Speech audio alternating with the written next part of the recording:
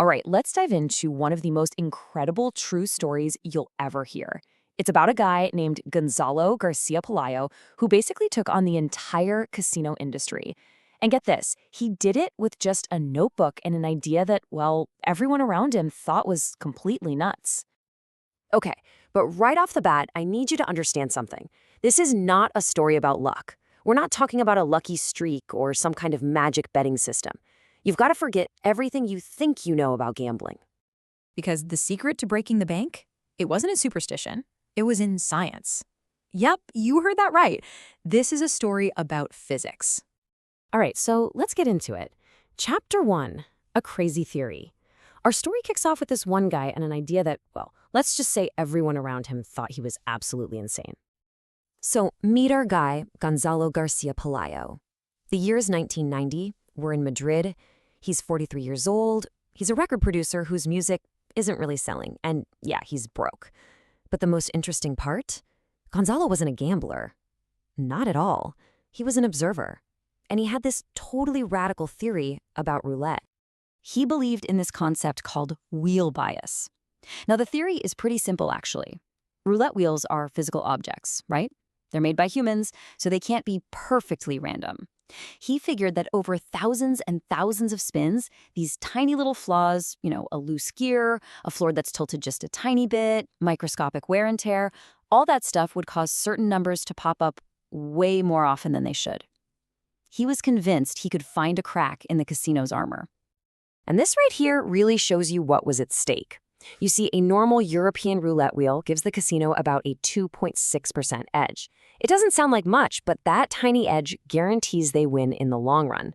But Gonzalo's math, he figured if he could just find one of those biased wheels, he could flip the script and give himself a massive 15% edge. See, he wasn't trying to get lucky. He was trying to completely change the math of the game. Okay, so a theory is one thing, but you need data to prove it, right? And that brings us to Chapter 2, the family heist. Because to prove he was right, Gonzalo needed a team. And who did he recruit? The most unlikely crew you could possibly imagine. He came up with this super detailed 4-step plan that, honestly, it sounds more like something out of a heist movie than a gambling strategy. Step 1, get the family on board. Step 2, do the hard yards, recording thousands and thousands of spins. Step 3, analyze all that data with a program he'd built himself. And then, the final step, pinpoint the exact wheels that were vulnerable. So that's what they did. The family went to work at the Casino Grand Madrid. His son, Ivan, and his daughter, Vanessa, basically became his spies.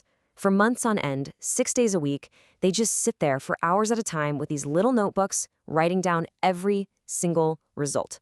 The casino staff, they just thought they were a bunch of weirdos with a strange hobby. They had no clue they were watching a full-blown assault being planned right under their noses. So after they collected over 30,000 handwritten data points, can you imagine? Gonzalo hit another wall. He wasn't some tech whiz, not by a long shot, but he taught himself how to code, from scratch. He built his own program just to sift through these mountains of numbers, all to find those hidden patterns, the exact numbers on the exact wheels that were showing up way, way more than they should have. All right, so the data's crunched, the biased wheels are identified, it was time to risk it all. This is Chapter 3, Breaking the Bank. The moment of truth was finally here. And this is what they had to work with.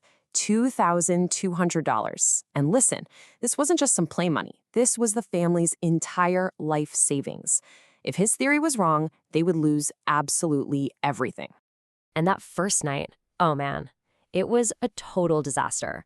Gonzalo started placing bets on the numbers his program had flagged, and he just lost. And then he lost again and again. By midnight, their entire life savings had shrunk from over $2,000 all the way down to just $600. You can imagine his family was terrified. The math was feeling very, very wrong. And then, with their backs completely against the wall, he placed another bet. The ball bounced around, it slowed down, and it landed on number 22, one of their key target numbers. The payout? $7,000. Just like that, in one single spin, the theory was proven right. They weren't just back in the game, they had officially cracked the code. It's really hard to overstate the pressure of that moment. He had no safety net, no backup plan. It was just him, his family, some numbers on a screen, and this unshakable faith in his theory. And that one spin, that was just the beginning. Over the next year, the Pelayo family just systematically pulled over €1 million from that one casino, the Casino Grand Madrid. €1 million. Now, as you can probably guess, the casino industry did not like this one bit. Which brings us to Chapter 4, the global ban. Because, yeah, winning €1 million tends to get you noticed. And the house, well, the house always fights back. So eventually, the Casino Grand Madrid banned the entire family, kicked him out for good. But for Gonzalo, this wasn't the end. Oh no, this was a declaration of war. He didn't see the ban as a loss. He saw it as proof that his system worked. So what did he do? He unfolded a map and decided to take the whole operation global. The family went on this wild European tour, hitting casinos in Amsterdam, Vienna, all over. But word was getting around. They started getting banned faster and faster. And then they got to Copenhagen, and things got serious. A security guard didn't just kick them out. He pulled a gun on them. The message was loud and clear. The industry was officially hunting them down. So they decided to take on the final boss, Las Vegas. Now, Vegas is a different beast. The house edge is higher, the surveillance is like something out of a spy movie with thousands of cameras and facial recognition, and all the casinos shared data on players like them. They knew exactly who the Pelayos were the second they walked in. And yet, they still managed to walk away with $500,000 before basically every major casino on the Strip banned them for life. So with the casino floor off limits, the battle moved to a new arena, the courtroom. Banned from playing, Gonzalo now had to fight for his money and, really, for his reputation. And this brings us to our final chapter, the final verdict. The Casino Grand Madrid sued him. They claimed his whole method was illegal fraud. The case dragged on for a decade, going all the way to the Supreme Court of Spain. The casino's argument was simple. He cheated. Gonzalo's argument was just as simple. No, I just outsmarted you.